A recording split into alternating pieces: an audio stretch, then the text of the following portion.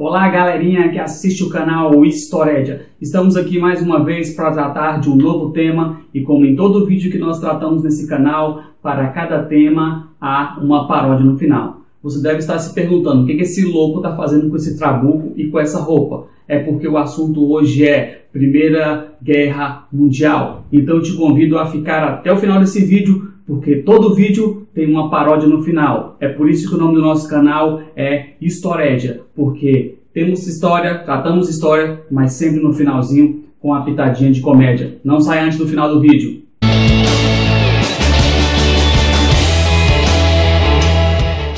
Olá galera do canal Historédia. Estamos aqui mais uma vez para tratarmos agora de um assunto que a galera gosta muito, né? Quando fala de tiro, porrada e bomba, é o que a galera mais se amarra. E o assunto desta aula é Primeira Guerra Mundial. Quando falamos de Primeira Guerra Mundial, muitos entendem que talvez é o primeiro casamento que ele faz em algum lugar do mundo. Mas não, estamos falando da Guerra Mundial que aconteceu entre 1914 e 1918, mudando definitivamente, drasticamente e politicamente a história da Europa. Vamos lá, vamos ver o que nós iremos aprender aqui nesse dia de hoje através do nosso canal Historédia. Antes eu gostaria de agradecer a todos aqueles que curtiram, comentaram e também se inscreveram no nosso canal, no nosso outro vídeo, Feudalismo. Obrigado galera pela força, pelo apoio, mas vamos lá que o assunto hoje é Primeira Guerra Mundial. Galera, a Primeira Guerra Mundial começou através dos movimentos nacionalistas, ou seja, após um período em que os países se identificaram como nação, em que os países passaram a construir uma identidade nacional, cultural, religiosa, começou também um problema um pouco meio sério, que foram chamados de principalmente pan-eslavismo e pan-germanismo. O que é isso? Pan-eslavismo, pan-germanismo. Talvez você nunca tenha ouvido falar disso. Mas a palavra pan significa união. Então, pan-eslavismo significa união dos povos eslavos. Mas quem queria unir esses povos eslavos? Era o Império Russo. Por quê? Os russos são de origem eslava. Então o Império Russo queria unir todos os povos de origem eslava sob o seu domínio. Esse movimento foi chamado de pan-eslavismo. Mas em contrapartida, a Alemanha, o Império Alemão, também queria unir os povos germânicos, por isso o nome pan-germanismo, porque os alemães são de origem germânica. Também não ficava para trás a Sérvia, que queria tirar os seus povos de origem sérvos que estavam subjugados, tanto os alemães como outros povos dessa região ali do centro, leste e oeste europeu. A Sérvia queria reunir os seus povos sob o seu domínio, formando um grande país chamado de Grande Sérvia. Atenta a esse micróbiozinho chamado de Sérvia, porque é ela que vai dar origem à Primeira Guerra Mundial.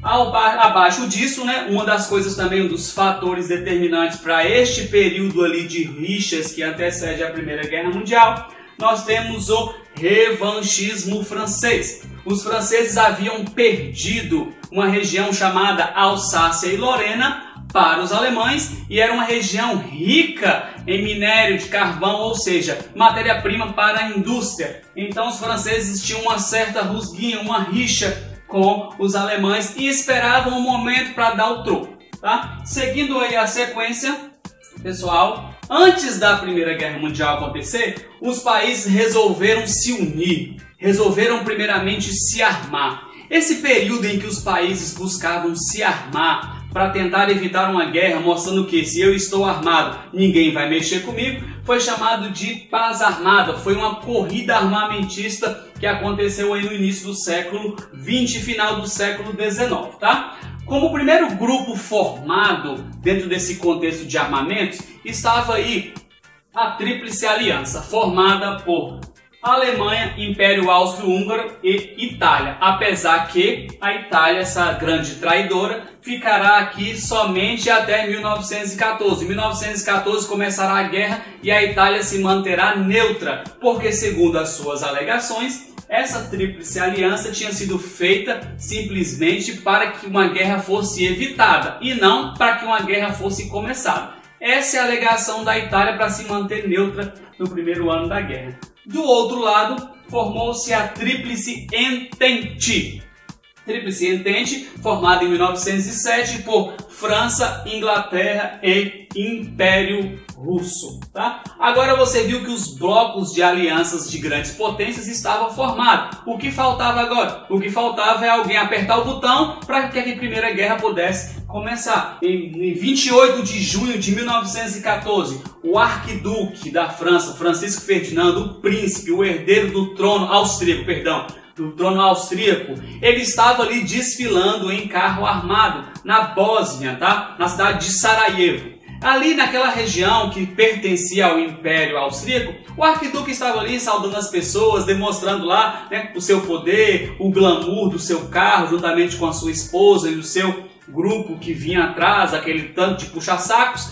Só não esperava que no meio da multidão sairia um sérvio fortemente armado e atiraria no arquiduque em sua mulher, matando o herdeiro do trono francês. Logo mais, não perca, não saia antes do vídeo acabar, que nós teremos hoje uma paródia com a música de Ivete Sangalo, aquela música, né? Sorte Grande, mais conhecido como Poeira, e nós falaremos disso aí, do assassinato, da Tríplice Aliança, da Tríplice Entente. Então esse maluco desse sérvio agora atira no príncipe, no herdeiro da Áustria.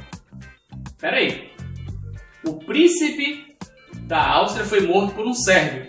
E isso desencadeou uma guerra mundial? Sim. Por quê? Nós vimos anteriormente que a Rússia estava ligada, né, à Tríplice Aliança juntamente, né, com a França e a Inglaterra.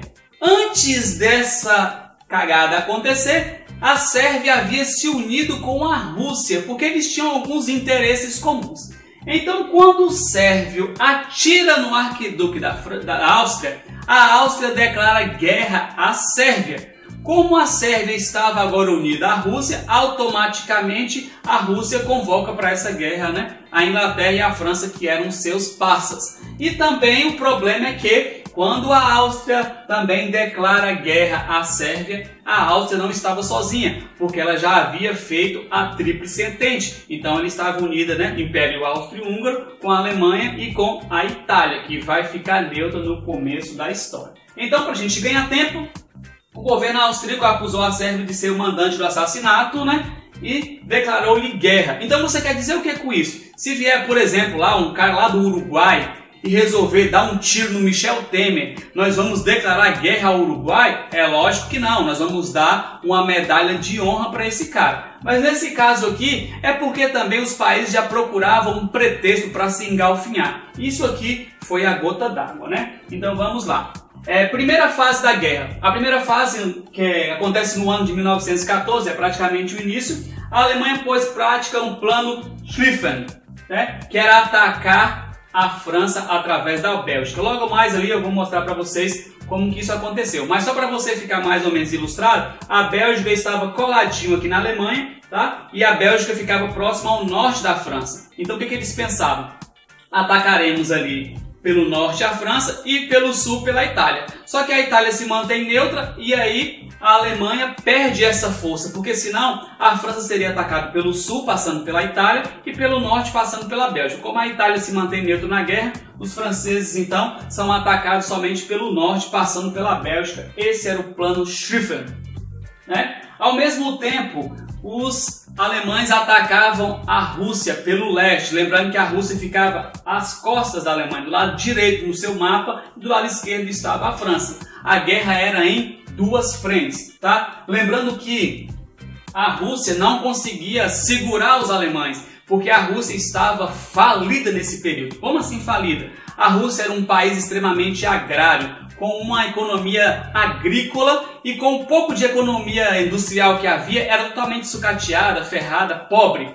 E a Rússia agora teve que tirar os seus homens do campo, da roça e mandar para a guerra. Para você ter ideia, alguns historiadores chegam a dizer que os soldados russos chegavam a ter um fuzil para cada 4 soldados, ou seja, eles iam praticamente como Rambo, com a faquinha enfiada na perna e uma faixinha amarrada na cabeça. Os caras eram sangue no olho mesmo. Porém, eles morriam aos montões porque a Alemanha estava totalmente bem preparada, tá? Esse plano inicial falhou E uma junção franco-britânica, ou seja, franceses e britânicos na região do Marne conseguiram conter o avanço dos alemães. E para conter ainda mais, eles vão estabelecer aquilo que nós conhecemos como trincheiras, por isso que essa guerra também foi chamada de Guerra de Trincheiras, tá? Então vamos lá para a gente entender aqui. Aqui tem um mapa para você entender melhor o que eu estava falando. Aqui está a Bélgica. O Império Alemão, através do plano Schlieffen, queria atacar a Bélgica, por cima da Bélgica, atacar, tá, a França. Se a Itália não tivesse se acovardado na guerra, eles estariam também pela Itália invadindo o sul da França e conquistado a França pelo sul e pelo norte,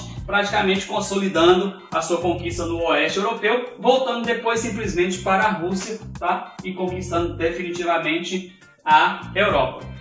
A segunda fase da Primeira Guerra Mundial, que vai de 1915 a 1916, na frente ocidental, o conflito foi marcado pela Guerra de Trincheiras, como eu disse. As trincheiras eram espécies de espaços cavados dentro da terra para que eles pudessem ficar ali esperando o inimigo vir para atacar o inimigo de uma maneira confortável, parado, porque é muito mais fácil você atirar em alguém parado do que você em movimento acertar alguém em movimento, tá? Na frente oriental, o exército alemão derrotava constantemente a Rússia pela falta de preparo e também de armamento do exército russo. Em 1915, a Itália, que dizia estar neutra, recebeu boas propostas da Inglaterra e também, né, dos Estados Unidos e também da França, para que se ela entrasse na guerra, quando a guerra acabasse e a Entente fosse vencedora, além de parte de indenização, ela receberia também colônias. E como a Itália tinha sido prejudicada durante a colonização que os países fizeram, porque ela ainda estava trabalhando seu processo de unificação, porque era um monte de reinozinho dividido, a Itália resolveu aceitar a proposta e abandona de vez a Tríplice Aliança, passando para a Tríplice Entente, contendo ali no sul o avanço do Império Alemão pelo sul. Tá? Entraram em cena nessa guerra também armas de fogo, armas químicas, os canhões, metralhadoras. Foi uma guerra chamada de a Guerra das Guerras, porque foi a guerra onde houve mais avanços tecnológicos, principalmente através de armas químicas. Então, galera, e aí a terceira fase da guerra e última, que vai de 1917 a 1918, a Rússia abandonou a guerra em 1917 porque ela sofreu a Revolução Socialista, ou Revolução Russa, ou Revolução Bolchevique, como você preferir chamar. O que foi essa revolução? Para resumirmos, porque isso é assunto para uma outra próxima aula.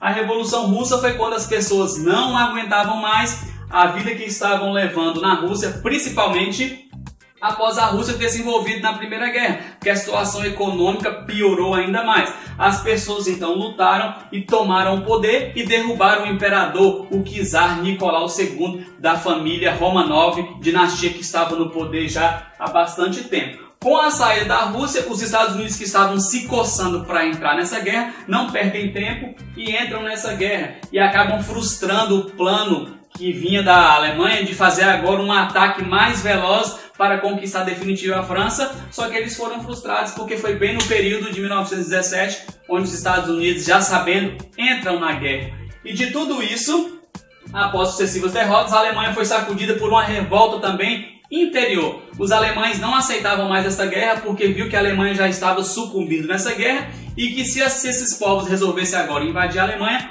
o prejuízo seria ainda maior para as vidas dos civis. Então, depois de uma pressão, os alemães então resolvem abandonar a guerra e o imperador alemão abdica do trono. Agora, pensem comigo.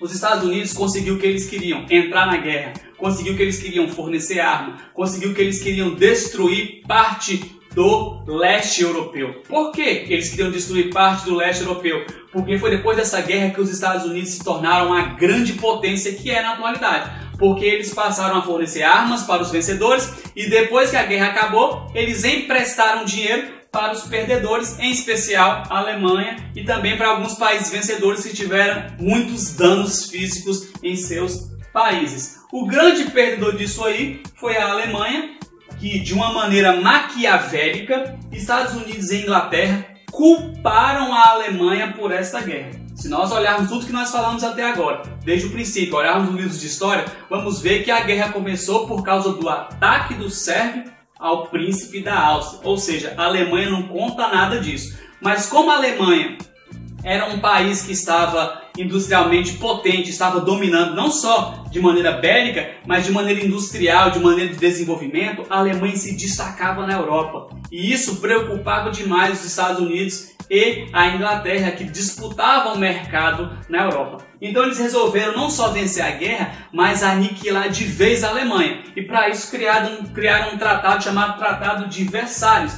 onde eles impuseram à Alemanha sanções duríssimas, aniquilando definitivamente a economia alemã, o exército alemão, o povo alemão, tudo que a Alemanha tinha. Tá? Primeiro ponto, foi imposto à Alemanha o que obrigava a acatar uma série de determinações. O primeiro, a devolução da Alsácia e Lorena à França, aquela região que eu disse a vocês que era rico em carvão. Depois, ele perdeu suas colônias na África. As colônias alemãs foram divididas entre os países vencedores. Terceiro, redução do seu efetivo militar para 100 mil homens. Isso queria dizer que a Alemanha só poderia ter 100 mil homens no exército, ou seja, um exército para defesa pessoal e jamais para ataque.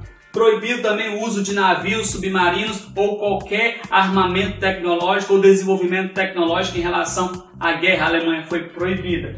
E também a Alemanha teve que pagar pesadas indenizações em ouro para os países vencedores. Então, se você olhar aqui nessa guerra, tá? Podemos dizer que não houveram vencedores nem perdedores? Certo que não. Os grandes vencedores foram Inglaterra e Estados Unidos, que prosperaram muito após essa guerra, e o grande perdedor dessa guerra foi a Alemanha. Inclusive, é essa guerra que praticamente vai enfiar no coração alemão o desejo de revanche e vai desencadear posteriormente a Segunda Guerra Mundial. Galera, chegamos ao fim. Se você gostou, deixa aí o seu like, não esqueça de comentar sobre esse vídeo, de marcar aí o seu colega, se inscreva também no nosso canal. Teremos sempre um tema novo de história para compartilhar com vocês de uma maneira mais rápida, dinâmica e enxuta. E sempre lembrando que ao final de cada vídeo nós temos uma paródia sobre o assunto. Agora fica aí, vamos deixar aqui o link para que você possa curtir a nossa paródia da Primeira Guerra Mundial, onde resume totalmente a guerra em poucas palavras através da música Sorte Grande de Ivete Sangalo. Então fique aí, galera, e até mais.